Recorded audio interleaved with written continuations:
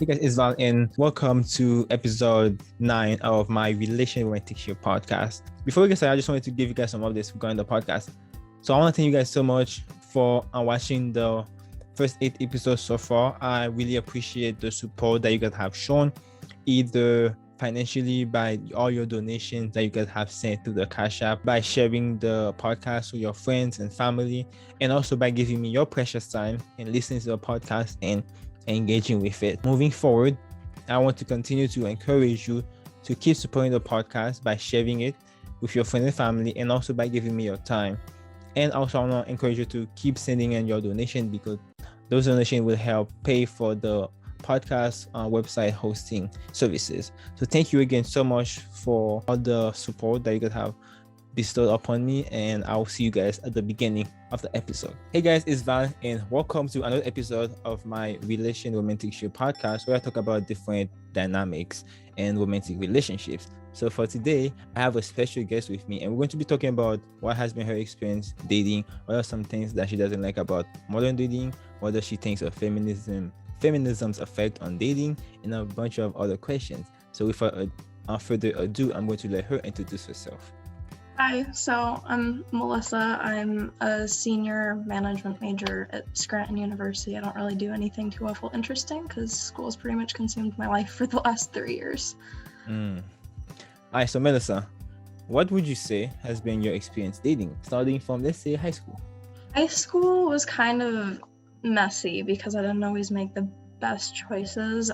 When I was dating, I think I got in the habit of thinking that I could fix people, and then that kind of carried over into my dating life. And so I ended up dating. I only ever had one relationship that was really serious, and I ended up dating him for a little bit over a year, and it got messy because he was a mess. I mean, like, I'm a mess in a different way, but it wasn't working out because I was constantly trying to fix everything, and that's not how a relationship should go. And then college has been a whole other mess because I got to college when I was 17. I'm a senior and I'm 19, and I'm halfway through grad school. So I'm way younger than a lot of the guys that I meet, and I've had multiple issues with people that either didn't want to commit, had really bad communication issues, or I understand that if I'm dating someone they're a few years older, that I'm fine with it, which is why I'm not on dating apps anymore. But when I was on dating apps, I would only set the age with what I was comfortable with.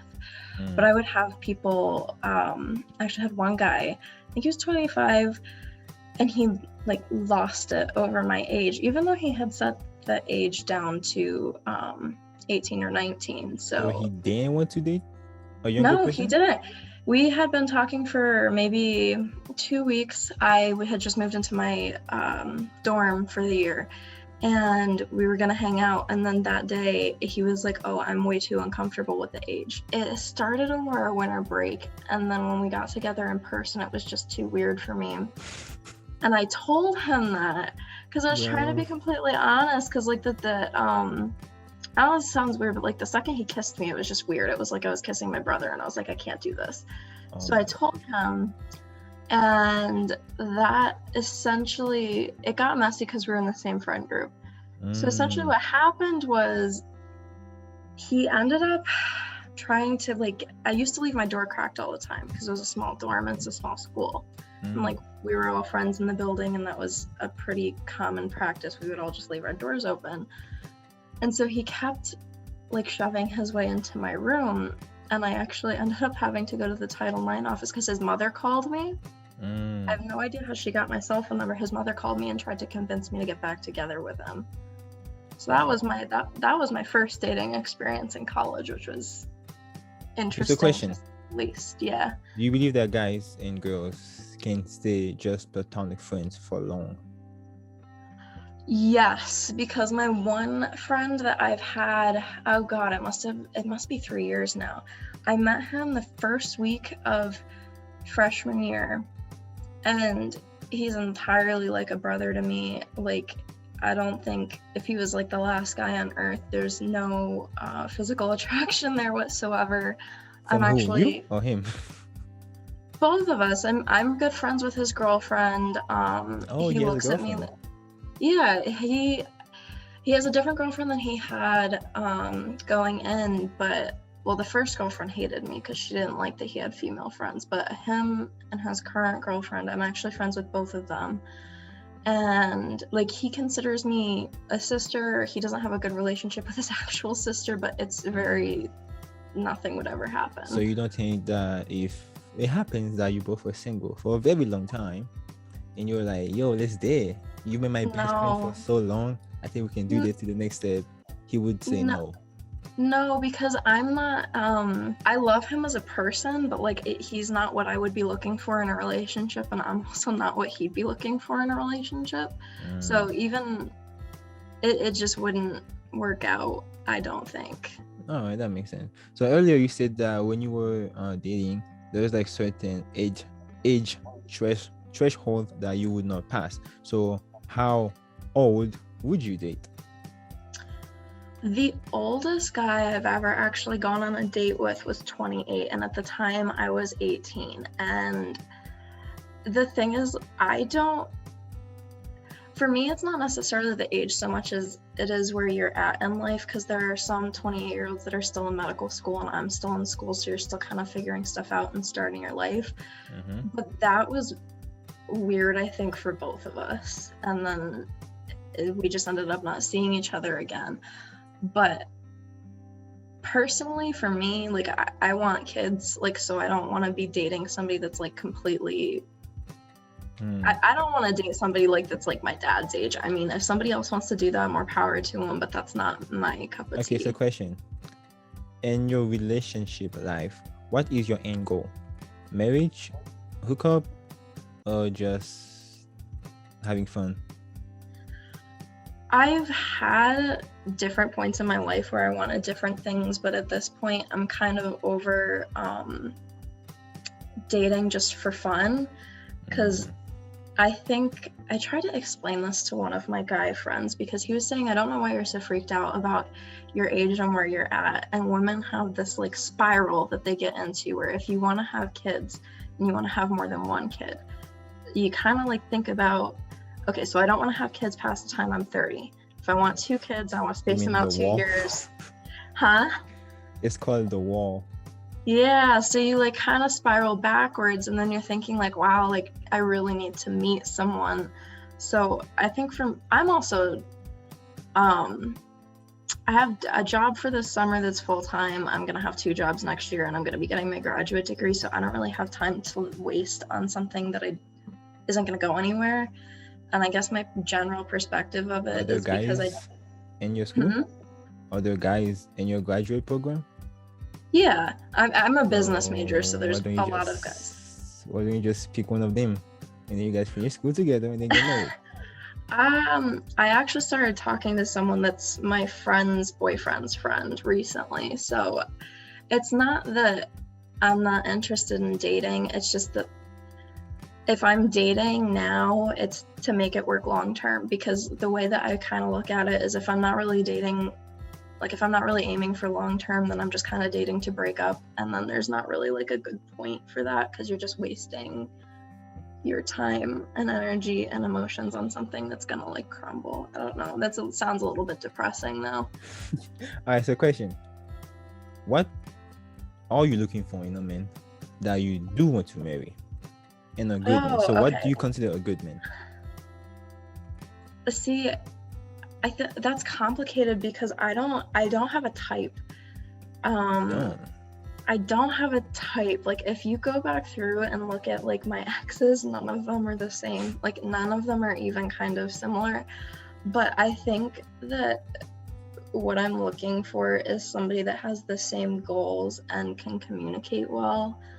And I do like the video I think that you saw that I was talking about on TikTok is I do like traditional gender roles. You do? You do? I do. Why? I don't know. I get crap for that all the time. And why do you? Explain to us. Like why? Why aren't you like those modern women that likes that 50-50, you know? It's anything not that a that man can do, you can too. Well, it's not that I don't like it. I mean, I still want to work, but I don't Come on, know. just say it. Just say it. Why? Okay, so I grew up and I was like with my grandparents a lot. So I'm very, I guess, like old school. I don't know if that makes sense. So I like to cook, and I actually enjoy cleaning. I like Wow, you kids a don't lot. say. I like kids a lot. Like I enjoy, I like doing laundry. Like I like having it done a certain way, and I like doing those things for like the person that I care about. And I also, I don't know. It's just the dynamic that I like. It's not, I mean, my parents aren't that way. My grandparents kind of are, but I think everyone just has their own thing that they like. And it's what I prefer, I guess. I mean, I can change the oil on my car, but I don't want to do it. I would rather have a guy do it for me, like by all means, but. Okay then. So since you're that type of woman, then what type of guy do you actually want to marry? Like, what type of men are you looking for? You must have a type, like certain characteristics or stuff like that. Someone that's like put together, that like wants to contribute, that's not What do you mean by contribute? like, okay, so like if my dad wants to have a cookout, he does the grilling, and like my mom does all the sides, like all the like extra food and stuff. Like it's where you're both doing stuff for each other. Okay, question. Let's say that your ideal man walked in front of you. How would you know this guy is the one I want to marry? Like what are you looking for in a man to just know that's potential right there? Like the guy you're talking to right now. Why are you talking to him? A good enough connection. Okay, well, when I met him, I wasn't exactly sober when I met him, but he was really, really attractive. But then we just kind of started talking, and we kind of hit it off. And then when we actually went to hang out, we had like a nice like long talk and everything. But it's stuff that like little stuff that I noticed that I hadn't really seen before, that it threw me for a spin. And it's stuff that I think other people wouldn't think was a big deal, but talking to like my other female friends. Examples? Yeah, so like when I was driving home, like he's like, oh, like text me when you got home so I know you got home safe, because it was an hour drive. And I think that like little stuff like that, a lot of women notice and they're not really used to. So when that happens, it's kind of like, wow, like he cares, not just, oh, he just wants to get me into bed. Like it's that, like the little extra things that they're doing that kind of shows that they actually care about you and aren't just there for one thing. Because then it kind of shows that they're there possibly for a commitment and not just for sex. Okay, that makes sense. So now that you have explained to us what a good man looks like to you, what is a good woman to you? What makes a good woman? And are you a good woman? Deserving of such men? I think that for the kind of guy that I described, I'm a good fit for that. Because if you have a guy that will, take care of you and protect you and communicate well with you, but they don't like to cook, but they want to work and like take care of you and whatever in the future, then having a female that wants to do all the cooking and the cleaning and the laundry and taking care of the kids is going to be a good relationship, because it's a good fit. Now, if you have a guy that really just wants a 20-year-old ditzy blonde that's not going to do anything but look hot, then that would be what's good for him objectively. But it depends on preferences though, because so like I was saying, like with my friend earlier, like I am absolutely like not a good woman for him, because like I'm not what he wants. But that doesn't mean that I'm not a good woman or that he's not a good man. It's just that like in our own preferences, like we're not what the other person wants in a relationship. Okay, so you said that like even though like each of us like on a micro scale, we do have like slightly different preferences, but like overall, what do you think that men want from women? So I have a lot of guy friends, and like just throughout like talking to all of them, they just want somebody that's not going to completely bombard them with Let's make it like a top neediness. 5 things. The top 5 things you think that men want from women. Definitely attractive, will take care of them when they need it, and won't be overly controlling and in their business all the time. Okay. Oh God, what else? I guess not allowing them to have like their own life like outside of the relationship, because I think a lot of girls have trouble doing that. Okay. And I think a lot of guys want a girl with like a decent sense of humor. Okay. Well, let me tell you. Well, I'm not going down to 3 things that I think that most men want from women. 1, we want your unwavering unwavering support. So whatever like journey that we want to go into, we are expecting you to be like our ride or die. We want to know that we can count on you to help support that. Any crazy idea we have, we want to know that like you're always going to be there. And second of all is loyalty. We always want to know that you are ours. No one has any access to you, including your body. And number 3, sex. Oh, so yeah. These are the top 3 things that I think all men want from women. So what do you think that, even though you have like slightly different preferences, but like when you're talking to your female friends, what do you think are the top 3 to 5 things that women want from men?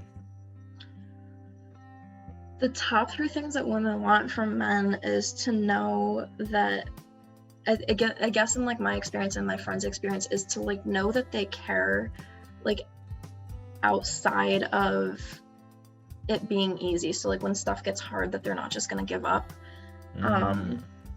Which I guess that kind of goes back to like the loyalty thing, that they're going to be completely honest no matter what, and be open. Okay. And not judgmental is a big one, because I, not only like with myself but with my friends, we've had like a lot of experiences where guys are just judgy and like rude, and then it just makes you feel bad about yourself. Okay, so when you say judging, what are usually the subject of judgment from guys? Okay, so my one really bad habit is, and I've kind of tapered away from it a little bit, is smoking. Okay. And when I was 16, my boyfriend smoked, and I mean, it wasn't like I didn't smoke at that point, but it still like didn't bother me. Yeah, but it still didn't bother me. But I mean, and it's not like I'm a pack-a-day smoker or anything either. I would just have one every once in a while. And I remember the one guy that I was talking to, I went outside to have a cigarette because I was stressed out. And I came back in and he's like, "Oh, you smell disgusting." And I was like, "All right." And I was like, I took a shower and I brushed my teeth and I used mouthwash. And he literally goes, he's like, "This is still disgusting." And like, it's like, it was a whole thing for, I think it was all night. It was like a whole issue. Like, he wouldn't like face me. He wouldn't like get within like a foot of me. I know for a fact I didn't smell, because my ex would go have a cigarette and like I would kiss him, and like it was not that big of a deal. It wasn't disgusting. I mean, like, there's still like a faint smell, but like it's not like, it's like something that was like, okay, well, like I'm not proud of doing it, but like it also doesn't need to get thrown back into my face. Okay, so is that something that you do want to stop doing? Like, you actually want to stop doing it? I haven't had a cigarette in like a month, I don't think. Okay. And like I said, it's occasional, and it's when I get stressed out, or occasionally like social smoking, like if I go out to a party, but it's not like a regular habit for me. So guys judge you based on smoking. What else do you or your female friends get judged on? My one friend, when it was her first boyfriend at college, I've been friends with her since before we got here, and she like wasn't a virgin and he was, and it was like not like something that he brought up once that was like, oh well, I'm a little weary about it because you have more experience and I don't. He straight slut shamed her. Like he was like, that's disgusting, like I can't believe this, that, and the other thing. And it was only when he was mad, and then it just made her feel awful because it's not, I mean, women are allowed to enjoy sex too, and he just made her feel awful about it, and he made a scene of it to his friends too. And then she was stuck in this whole situation where not only he was judging her for it, but everybody else that he lived with was judging her for it, and then it's just uncomfortable. Okay, so question: does body count matter, and how much is too high of a body count? For me personally, I don't think it matters. Like for I you think and a guy? So no, just like in general. In general, as long as you've been safe and you've gotten you've gotten tested for STDs, you're careful and you're honest about it, then what somebody did before you're in a relationship with them shouldn't matter, so long as they're not also sleeping with other people while they're in a relationship with you. So do you know of any consequences that having such high body count bring? I mean, like I said, like sometimes guys don't like when girls have not saved. No, I'm talking to the girls. Are there any consequences that arises from a girl having too many body counts? Not like disease wise, but emotionally. Emotionally, I guess like you kind of have all this experience with like I guess like then you've had like more men in your life where however they messed up, it kind of gives you more trust issues, I guess, if that makes sense. But like the more bad experiences that you've had, or the more people that you've had screw you over or treat you poorly, which tends to happen when you're hooking up or on Tinder as opposed to like actually in a relationship. So when you get into stuff like that, then your trust issues kind of go down the drain, or you have more time, like you need to take more time to actually trust someone and communicate with them.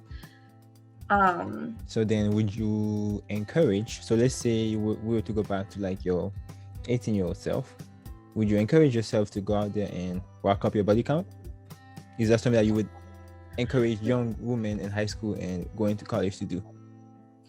Not to rack it up. I think that if like I said, I think if you're careful and like you're not like putting yourself seriously at risk, or like honestly like you're making sure that you're not getting pregnant and you're taking all the precautions and everything, if you want to have sex because sex is something that you enjoy, then go for it, but be careful who you do that with. But if you're going to just do it just because you feel like, oh well, like this is college, so I need to have my college experience, then that's not a good idea. The whole phase? What do you think of the whole phase? Yeah. Huh? The whole phase. What do you think about that? That's not But good? you should only have a hoe phase if that's what you want. If you want to have a hoe phase because you've been deeply hurt and just got out of a long-term relationship and you just want to go screw a bunch of guys because that's what you want to do, then that's fine. But don't have a hoe phase because you feel like you're obligated to do that in college. Okay, so then why do you think it's bad that guys do not want to marry girls with high body counts? I don't think it's bad, but I think that if you choose to date a girl knowing her body count and then you throw it back in her face, that's messed up. I agree. So like my stance, just relationships in general, not just the body count thing, if you're going to date someone with knowledge about them, not necessarily just body count, but like if you're gonna date someone that you know smokes, then don't throw it in their face all the time that they smoke. Or if you are gonna date someone that you know smokes weed and you have a really big problem with that, then don't date them, because you shouldn't get into a relationship either wanting to change something about someone or unhappy with something that they can't change, because you can't go back and unsleep with somebody. So if you're gonna date someone, like I remember the one oh god, there's one girl that we were friends with brought her friend up, and I don't even remember what we were talking about, and she's like, yeah, like I've had sex with like 60 guys in the last month, and like if that's what you want to do, that's what you want to do. But then if she met a guy and told him that, and then he dated her, like she can't go back and undo that. So that shouldn't be something that's thrown back in her face. So if you're a guy and you don't want to date a girl that's been with 60 guys in a month, then just don't date her in the first place. All right, that makes sense. Okay, question. Have you ever been in love? Yes. So what is love to you? And how do you know it was actually love? The best way that I can think to explain it is if you lost your job and you lost your house and you were absolutely miserable and dealing with health issues, and your car was breaking down, but you still had that person in your life, if you would be okay, then that's being in love. If your entire life was falling apart, but you still had that person in your life and you were still miserable, then you don't love them. Like if that one person is enough to make you feel okay no matter what, then you're in love with them, is I guess the way that I would think to explain it. Okay. Do you believe that love is a choice or a feeling? Or both? Both, because it's a feeling, because even after like it's ended, like your first love, you still, a part of you is always going to care about them, like, and you can't necessarily control it. But really? I don't remember my okay, well, I guess like I don't know, it depends. Love your ex? I mean, I still care. I still don't want anything bad to happen to him. Like, I'm not like I don't want to like be walking down the street and watch him get like run down by a bus or anything. Like, it's just like I still care, but like I don't. But you don't love him? No, because I guess well, things didn't exactly end great. So I guess the choice part is I got pushed to my breaking point, and I was like, okay, I can't do this anymore. So that was like the choice of it, where it's like, all right, I've reached my big breaking point. This is too much. I'm not happy anymore. This isn't going to be healthy. Okay. But the feeling part of it is that, well, yeah, you still kind of care. Like, I guess, like if my ex called me like right now and was like, I'm feeling really depressed, I just need someone to talk to, like I'd probably talk to him. Or if he said you could be the cure to his depression? That's a guilt thing. That's really toxic, and that's a red flag. Wow. All right then. Okay, so question. What do you hate about modern dating, if anything? Oh, modern dating is a mess. And I mean, it was a mess before COVID. Because I don't want to like talk, because COVID just made it so much worse. But like before COVID, the thing that I hate, I mean, I've been on dating apps, but I haven't had them for a few months, 6 months now. It's like, it's brutal. Because what do you mean brutal? Well, because all right, well, I guess girls get a different experience on dating apps than guys do, like a very different experience. But generally speaking, people our age are really used to getting exactly what they want when they want it.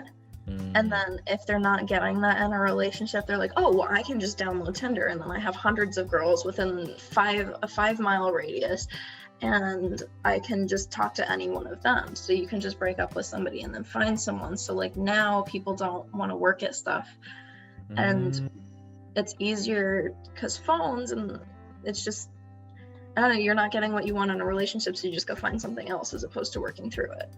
Wow. So you're saying that because we have so many options, people don't have the ability, the patience in order to actually work through things. ask a question. Between guys and girls on dating app, which one do you think has the most successes? It depends on how you define success, like how many matches or how many Yes, good matches, experiences. likes, and actually getting relationships. Like, yeah. Women definitely have more luck because I can go like when I've signed up for dating apps, like within the first week I have like maybe 50 or 60 matches. And like my guy friends will sign up and like they'll maybe have 5 by the end of the week. Lord. Okay, so explain to me the process of you selecting from like 60 dudes. How does that feel? Like, talk to me about that though. Me and my friends would literally project the phone like up onto the TV and like make a game of it. But like which I know is really like we shouldn't. I know we shouldn't. That's so do that. evil. Well, because it's funny when you're like just drinking wine and like some of so funny. some of them. I mean, some of the profiles are funny, and I don't know if they're necessarily meant to be funny or not. But it's interesting because it's like, well, you have like all these people right here in front of you. But then it's also frustrating because I'm like, okay, I have all these people here in front of me, but like none of them, the amount of dead fish that I have seen, like I like fishing. I do like to go fishing. I think it's relaxing. But no, it's not, no, but some of them aren't even big fish. Like I'll see somebody like holding up like a freaking tiny little bass and I'm like, okay, like I don't like, it's just, that's not what you're looking for. We're talking about the real fishes. Like real fish, like I thought you were talking about like people, like fishing, you know? No, like actual fish, like not like a picture of somebody like lounging back in their chair fishing, like actual dead fish. Like at least 50% of guys on dating apps, and like that's not an exaggeration, have a picture of them holding up a dead fish. So why is that something that I don't know why. Do you women find fishing attractive? No. That's like something that most girls will be like, there's a dead fish, I'm swiping left. There's no reason. Okay, so talk to me. There's a saying, you don't ask a fish how to catch it. So what exactly, give me some dating advice. What are some dating advice that you would give to guys as a woman when we're trying to catch you? Don't tell us what is politically correct, but tell us what is actually going to get us to get you.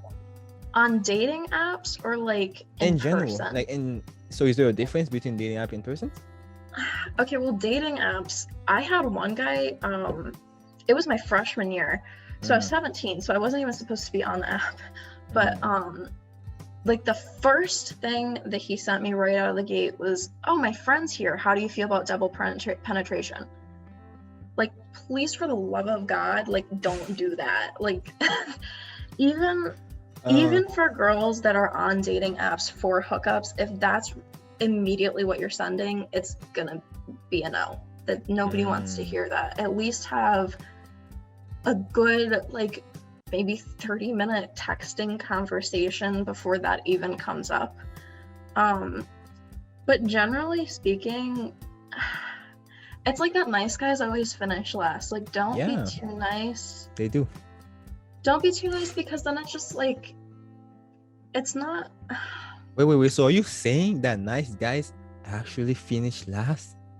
Wow. Not always, shocking. But like you need a balance between the two. I mean, I guess for me, I'm a jerk.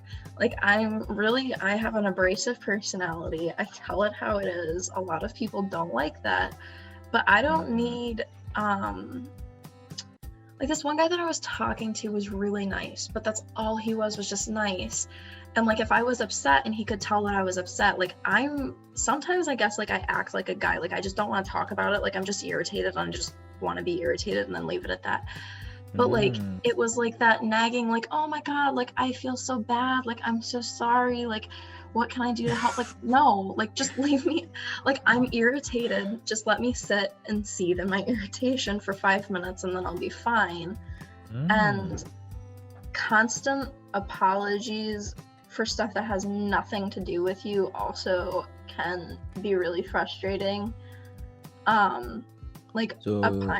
Be nice but not too nice. be nice but not too nice. Like, be nice and be respectful and like express the fact that you care, but don't like smother with the niceness. Like, that should not be your whole personality when you're dating. Just like guys that make it a point to be like the big like douchey jock guy that like doesn't like give a crap, like that shouldn't be your whole personality either. You need like a balance between the two, where if you're just kind of like messing around and having a good time, that it's fun, but like that not every conversation needs to be like this sweet, like loving, like wholehearted conversation that makes your heart melt. Like, sometimes you just need to mess around and have a good time. I asked the question, are you an aggressive woman or are you a submissive woman? Both. I don't know if that makes sense. Like, I know what I want and I know how to express it, so I guess like in that aspect I'm aggressive, but like also I'm not somebody that's very like there's some things like I just don't care enough to argue about. Like, I don't like in a relationship, guy... Are you submissive to your man or are you the dominant one? But it depends on the situation though, because if like we're talking about, I don't know, if we're like talking about like where you want to go to dinner, like if I really want to go to Red Lobster, then yeah, I'm gonna be aggressive about it. But like if I'm just like not in the mood to care at that particular point in time, then I'll just go wherever. I don't. So how do you prefer your man? Dominant or submissive? Dominant, 100%. 100. So you want him to be 100% dominant, but you over here, you 50% submissive and 50% dominant. Yeah, because it's like fun to like squabble a little bit, to be honest. Oh, so you like the fight? I do, yeah. It's enjoyable. Like it is. Yeah. My best friend that I go to school with here, anyway, she's like the same way. She's like, if it's just so boring and like there's no, if you think the exact same way and you have the exact same opinions as your partner all the time, 100%, it's boring. Then you have two of the same people in the relationship. What's the fun in that? Like if I like, especially, okay, so like we'll use politics for an example. Like if I say I think that Joe Biden's incompetent and then the other person just says I agree, then that's the end of the conversation. Facts. If you can't debate a little bit, then like where's the conversation gonna come from? You have to each bring something else to the table or else it gets boring really fast. So what do you bring to the table? Let's talk about that. If a guy was looking at you right now, what do you have to give him? Wait, I'm sorry, what was the question? What do you bring to the table? I mean, all right. I'm a fairly put together person for someone my age. I have 2 jobs lined up next year. I have a job for the summer. I've worked since I was 16. Like I said, like I can cook. I like to cook. I will cook for somebody, like no problem. The guy that I've been seeing has been sick. So on Sunday, I brought him like this whole thing of like, not like assorted foods, but like a bunch of different stuff. So he had something to eat because it's COVID, so he can't leave. Good job. But like, it's just like being able to be the person that cares. Cause I think it's a common misconception that the girl always needs to be the one that gets spoiled, and I do not feel that that's how it should be. I hate that. If you're in a relationship, you both should be contributing. It shouldn't just be like, oh, well, I'm the girl, so like I should never have to pay for dinner and I should never have to do this, and like I shouldn't have to cook for him. Like, what am I, like, why can't you cook for him?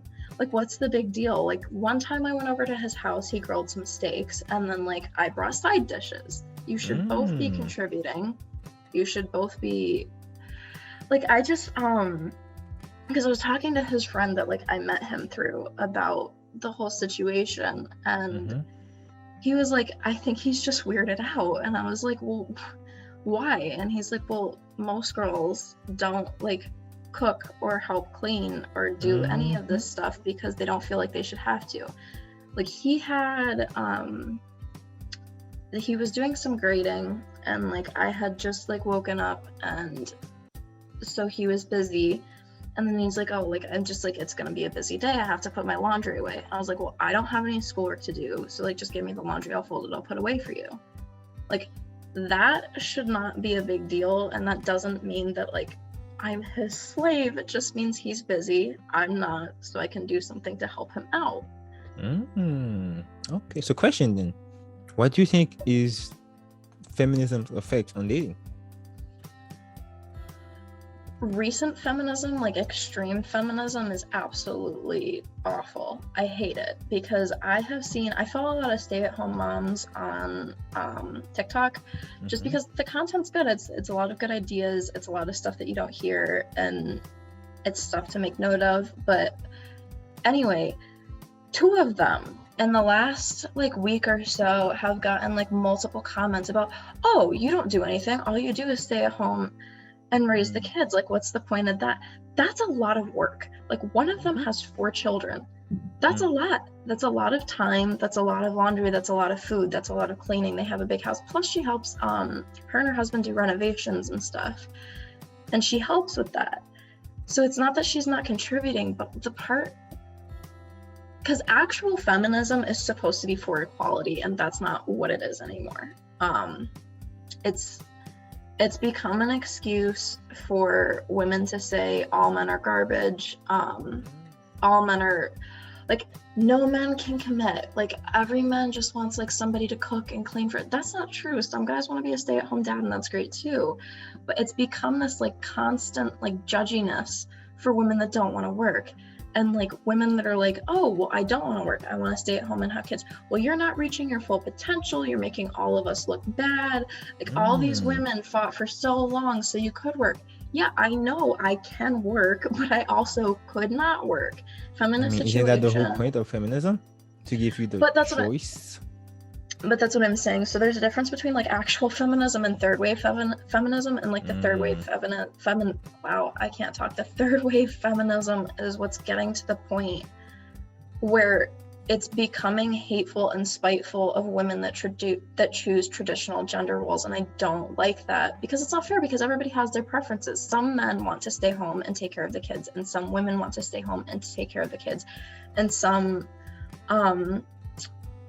like parents just in general both want to work. And like all of that is fine. It's a personal decision. But what women are, not even women, what people are calling feminism now has become an excuse to be hateful to people that choose traditional gender roles, because they're referring to it as like backwards and like, oh, well, like we've come so far and yet you're still choosing to stay home.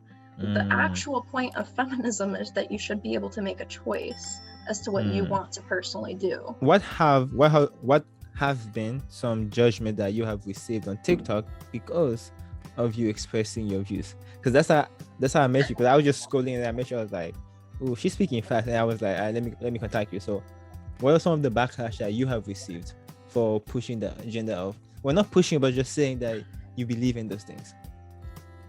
I didn't get a ton of backlash because I think mostly men saw it. But I had one woman comment. She's like, oh, she's making a fake problem. Literally no one's saying this. And I just deleted the comment because, first of all, I'm not big into TikTok. Like, I just made it because it was fresh. Like, I was bored and I was frustrated about the whole thing. And I was like, this might be interesting. But like, I'll just delete the comment. Like, I don't have the energy to argue with somebody that's that ignorant. Like, there's no point, because I can explain until I'm blue in the face, but that doesn't mean that she's gonna get it.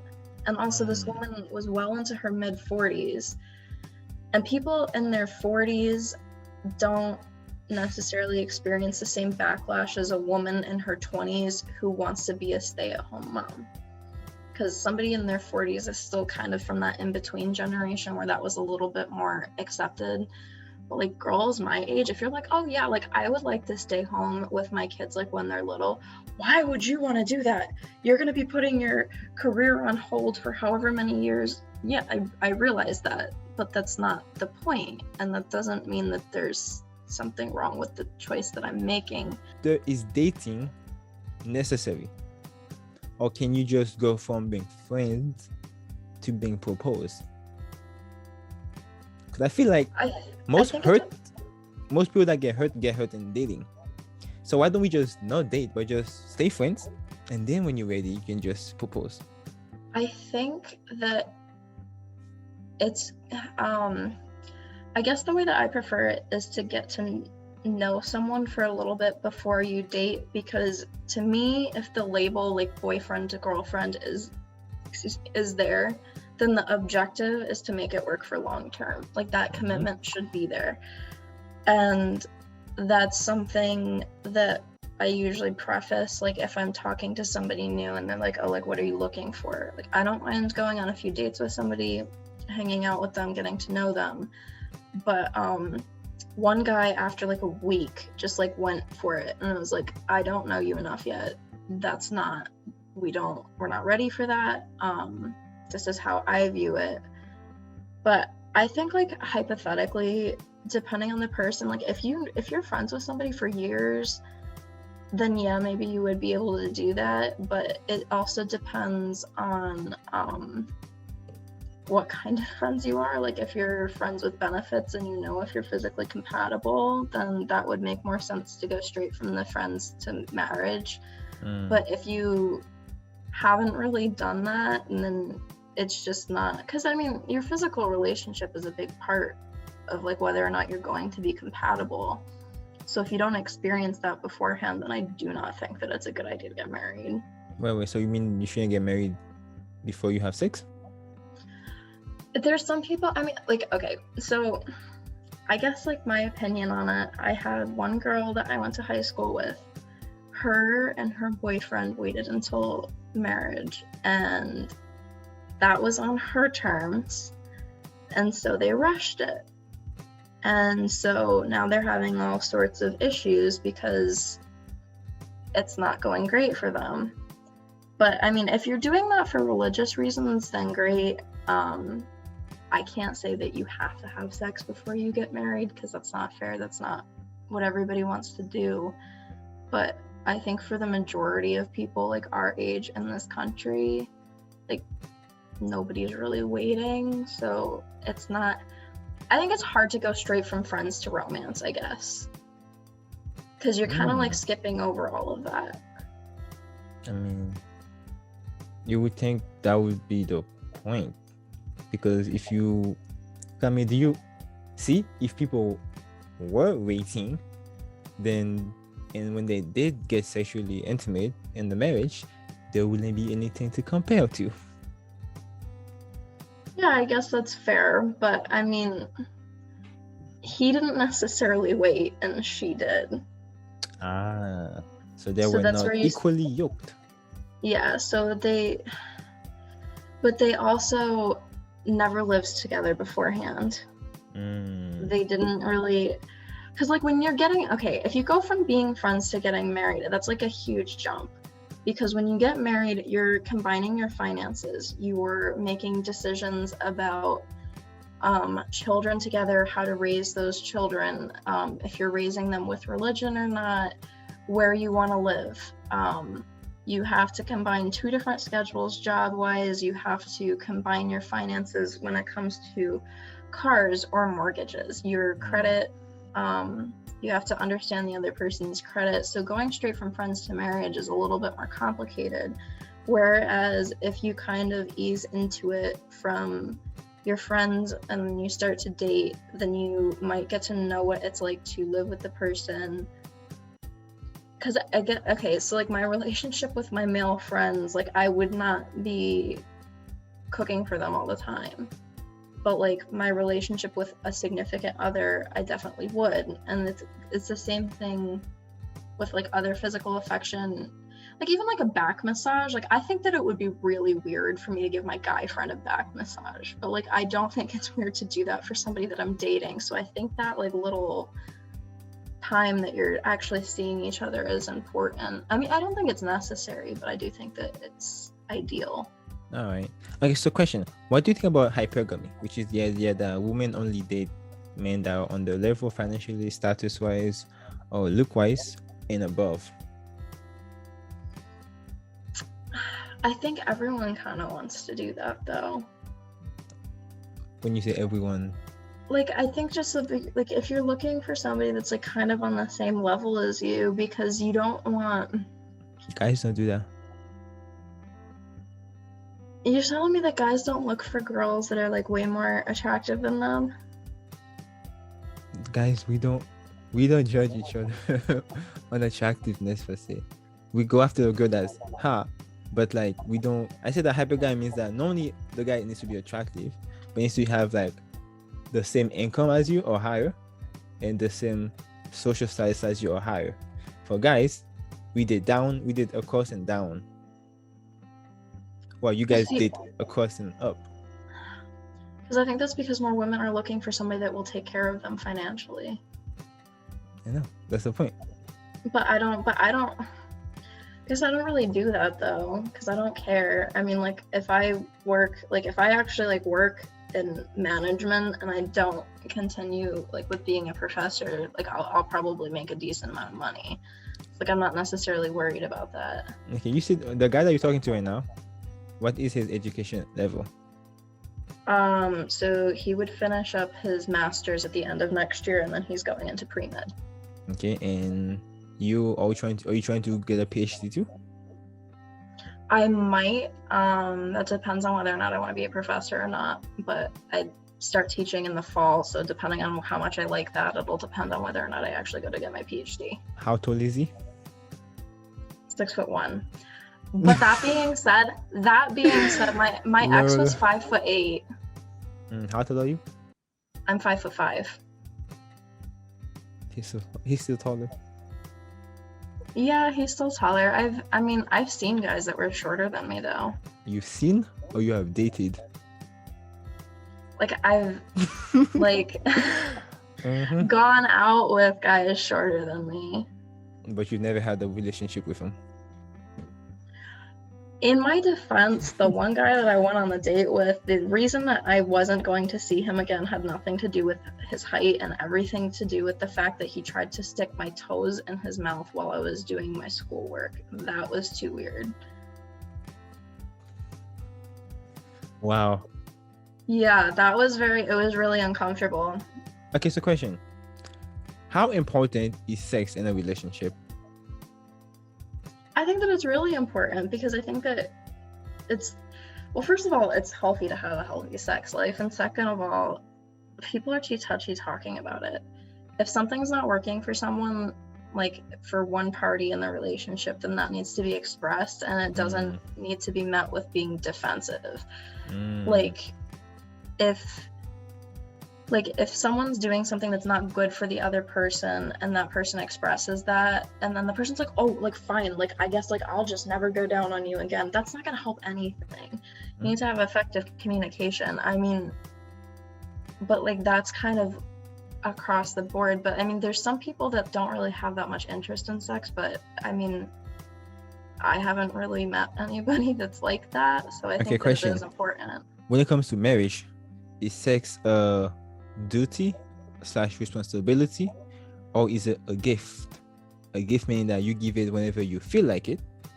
A responsibility is that even if you don't feel like it, you still owe your partner sex because it's your duty. I don't think it's a responsibility because I mean, like if one or the other of you is like sick, then like you shouldn't feel obligated to do it, because I don't think sex should be an obligation in a relationship. It should be something that you guys are enjoying together. So it shouldn't be like, oh, well, like I guess I have to. Like that shouldn't be the dynamic that you're getting from it. The dynamic that you should be getting from it is that, okay, well, like I'm in the mood and you're in the mood, so like we'll make it work. Like, so in your future relationship, who do you want to be paying most of the bill? You or your husband? I would assume that up until we have kids, both of us would be working and both of us would be paying the bills. So you want 50% of your money. So you want to pay 50% of the bills and he pays 50% of the bills until you guys have kids. Yeah. Like I would think, because here's the thing, like I personally, like once I have kids, like I would like to stay home with them like when they're little, because I don't want to be sending them off to daycare. Like I want to raise my kids. I don't want somebody else to be raising my kids. Okay. That being said, once my kids go back to school, I would work part-time, but during that time, if I was staying home with kids, then obviously he would be paying the bills. What if he was like, I don't feel like it? Huh? I guess what if he was like, I don't feel like paying the bills this month, you know what I mean? I don't feel like it, you know?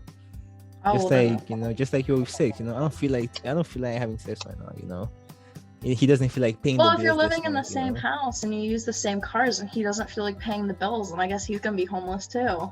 I mean, he can go buy himself a motel for like a month. Yeah, I guess he could. I would hope that I wouldn't marry somebody that was like that, though. That being So said, is I that his think that responsibility to provide? not his responsibility, but like if that's the Really? decision that you two collectively make together. Because, okay, so like when I was born, the reason why my mom stayed home with me and not my dad was because my dad made more money than my mom. Had she made more, he would have been the one to stay home. Now, I think that if you're collectively making the decision together that one of you will stay home and one of you will work to provide for the family, then that would be the responsibility that you accepted. But that being said, the responsibility that I would be accepting in that arrangement is to take care of and raise the kids and the house, and like he'd be coming home to a hot meal every night and like laundry done and household chores done and taken care of. Not just, oh, I'm gonna stay home and like make sure the kid doesn't die, but you also have to come home and do all the chores. Like Wow. you need to like talk about like what's still gonna be each person's responsibility. If the person that chooses to stay working, that person's saying my responsibility is going to be to pay the bills, and the person that's staying home is going to say, well, my responsibility is going to be the kids in the house. So you don't believe in 50-50? Do you believe in a 50-50 dynamic in a romantic relationship, in a marriage? If yes, where have you seen it successfully worked? I think that 50-50 is hard because I don't think how much each person is contributing is going to stay consistent throughout the relationship. Because when someone, okay, so my uncle died in January. So when my dad was going through that and having to deal with all of that and everything that he had to do for funeral arrangements and financials and everything, then my mom was putting a little bit more effort in to help him out. And it was less about her and it was more about him. But when my mother's grandma died, it was about my mom and not about my dad, because she was the one who needed the help. She was, my aunt doesn't live near us, so it was basically me and my parents that were like young enough and strong enough to be moving everything out of their house. So it was about my mom because she was the one that needed the help and the support at that time. So I don't think 50-50 is really fair. I think that it should average out to 50-50. But when your partner needs you, then it's going to be more about them than it is about you. And when you need your partner, then it's going to be more about you than it is about them. But one person shouldn't be taking over the relationship. Anyway, that makes sense.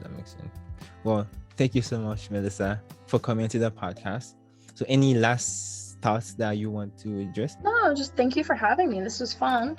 So let's say that somebody that was listening to the podcast, they want to get in touch with you, maybe to learn more about why you have made the choice to be like a traditional woman and stuff like that, and they want to contact you. How can they go about contacting you? Oh, that's a good question. I don't really have a lot of people reaching out to me. I guess Well, I did.